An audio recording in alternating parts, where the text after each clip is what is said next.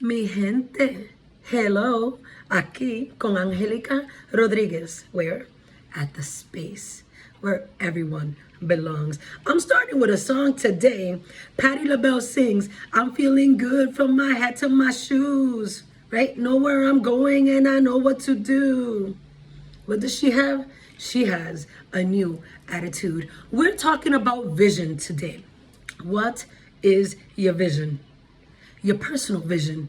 You, all of you, all of you. I looked up, right, as I thought about our talk today, the etymology of the word vision.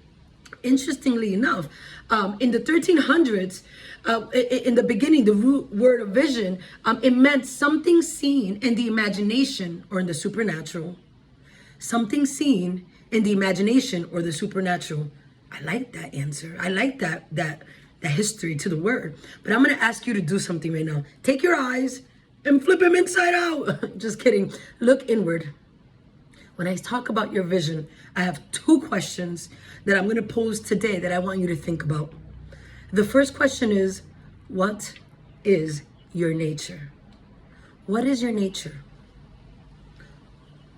The second question is, how do you want to show up in the world every day? Because when we talk about our vision grounds us. And in these changing times, right, whether you're a social worker, whether you're in human services, you work in fields that are unpredictable, right? And just like nature, when we encounter different weather, when we encounter different paths, when we are in the unknown, when we have a vision of our own nature, of how we want to show up in the world every day, you are your own constant, right? You become familiarized with yourself. Why do I do what I do? And what am I doing? So I'm going to ask you to just take some time to really think about what's your nature and how you want to show up in the world. Once you identify the vision for yourself, you begin to feel more in control. As we navigate these changing times in our jobs, right? With complex cases, but also with over caseloads in social work, particularly that we're in. I'm in child welfare.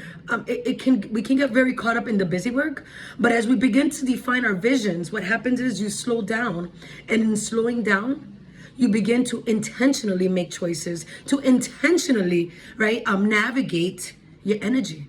What are you spending your energy on at work, at home, and in the world? So one of the things I want to leave you with is this today. You're beautiful. You're perfect just the way you are.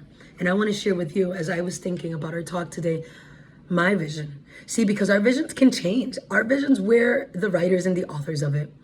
I want to be like my best teachers of all, nature. I was thinking of the sun and the moon.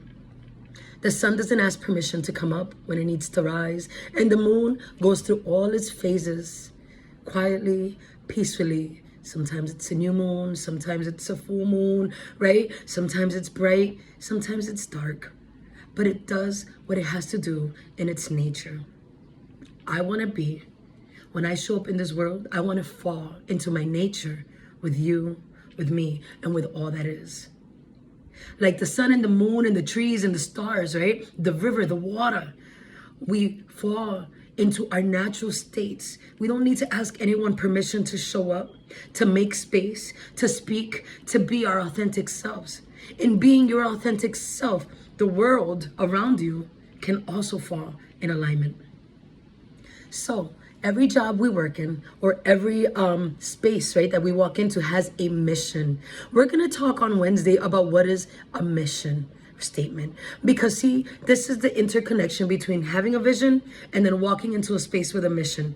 We actually we apply the mission into our work. So a mission cannot exist without us and our vision, because as we walk into careers, into professions, we take those mission statements and we actually are the breath of them. We embody the mission statements of our work. And so I'm going to ask you today, as we prepare for Wednesday's talk, what's your nature? How do you want to show up in the world? And then, how does that interconnect to the mission of the career you're doing today? What kind of social worker are you? What kind of social worker do you want to be? Slow down. The work is there. I get it. It's busy.